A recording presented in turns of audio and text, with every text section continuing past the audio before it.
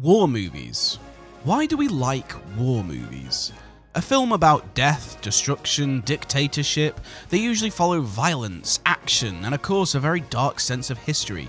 So when Aardman decided to basically do The Great Escape but with chickens, this is a war movie just with more laughs, a lighter tone, and mix in the British style that is Aardman. War movies certainly have a style, and it doesn't find itself in animated movies as often as we would like, but Chicken Run certainly stands out for awesome reasons. Hi there, it's me, the Average Critic. Please make sure you hit that subscribe button as well as the notification bell for more animated movie videos, and let's talk about Chicken Run, an animated war movie. So let's get the obvious out of the way. This entire film is a fantastic parody of the film The Great Escape. Everything down to the design of the chicken farm, the characters being shadows of certain characters, with Fowler being Captain Ramsey and Rocky and Ginger being a mix of Virgil Hilt and Roger Bartlett. Judging from the film's aesthetic, clothes, objects and background items, the film is set, or at least inspired, sometime after or during the Second World War. Parody is this film's biggest arsenal, as everything is a play on every detail of war and prison movies.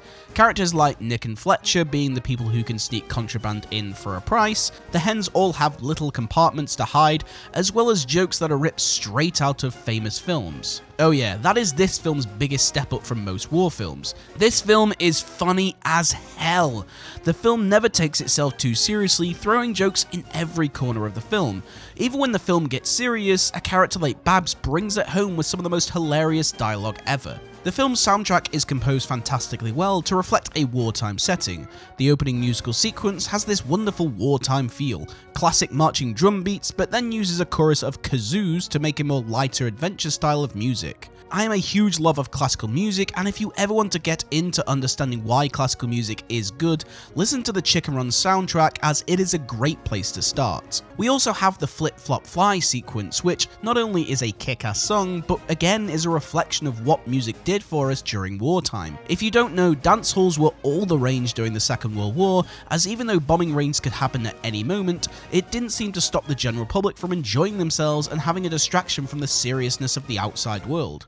Which is exactly the point of the scene, as Rocky just wants them to sit back and have some fun. You could argue this is just a filler scene to play a good song and get the kids to buy the soundtrack, but it is actually a great homage to what the general public did during wartime. It even ends with the power surging and the pie machine becoming operational, juxtaposing it, making it all the more serious, just like it would in real life with a bombing raid. This is where Aardman are incredibly clever. You see, there's this kind of unspoken rule in a lot of animation projects most of the time. You'll really notice this if you've been watching cartoons all your life. Whether it's kids' cartoons or even films, they never tend to use the words kill or dead.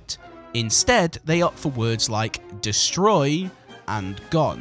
As something as serious as death, animation directors will use these words so that kids understand, but not enough to make it too dark. But even as a kid, I always noticed in Chicken Run they use both these words in the most serious way. And for a film that is meant to be a war film, you kind of have to. Chicken Run, despite being a parody, respects the history of the film it is parodying, and isn't afraid to take it seriously. But then it does the genius thing of making a joke about it. Take the scene where Ginger is trying to get the other hens to stop eating the extra chicken feed. Don't you see what's happening? They're fattening us up. They're going to kill us all. Not only does she produce a very serious speech about how they are all going to die, but 2 minutes later, Babs is seen knitting her own noose.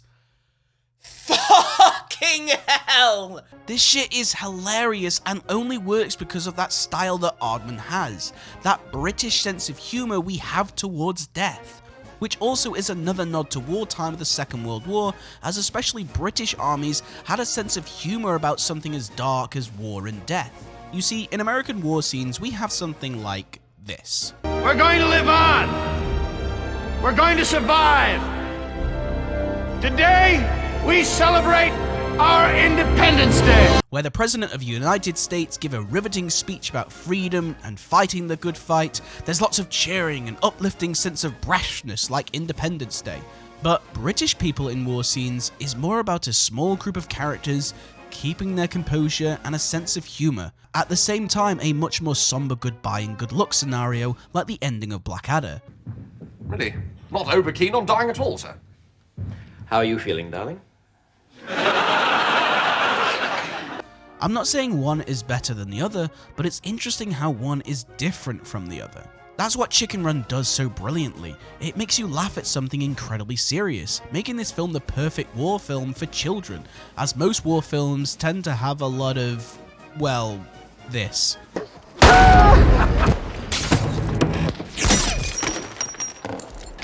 Not very PG, obviously. A huge reason Chicken Run works and works well as a war film is it follows the formula of a character's constantly failing to eventually succeed.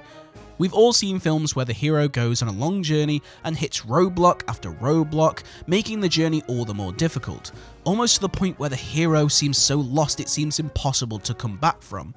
But when the hero succeeds, it makes it all the more worth it. Right from the start, we have a montage of failed escape attempts.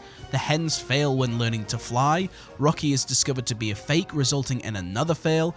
It's a strong sprint to the finish line as Ginger and the hens all work to the bones to finish the crate in time, only to have Mr. Tweedy kick the ramp over. Until just in the nick of time, they sail to their freedom with a brilliant piece of music, giving a sense of accomplishment and joyfulness as the hens fly to safety. You do find yourself welling up at this film, not because of some dark theme or even a character's passing, but because of the hero's victory. The chickens have to overcome a much more powerful enemy, and it seems like an impossible task, but when victory happens, it makes it all the more satisfying. So Chicken Run is a war film for kids, and it gives it a very different approach. Instead of taking it seriously, it makes fun of itself. It tells the audience it's okay to laugh at more serious topics such as death and war, making the film much more light in tone, but it is also a brilliant nod to the time period. It even reflects in today's more modern war scenes too, as scenes like Flip Flop Fly sequence remind us that even in times of hardship, we can still have a laugh.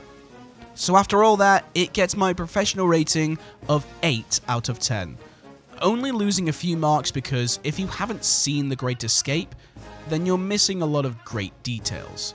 But it's going to get my personal rating of 9 out of 10, as even though I prefer films from the works of Pixar, this film to this day still makes me laugh out loud. So thank you for joining me in this video. Let me know in the comment section on your thoughts on Chicken Run. I also want to give another little shout out to Azaria Page for suggesting this video, so I hope you enjoyed it. Also, if you haven't already, hit the subscribe button for more videos on your favorite animated film, as that is what this channel is all about. And make sure to follow me on my Instagram, TikTok, and my Twitter. But thank you all for watching, and I will see you all in the next one.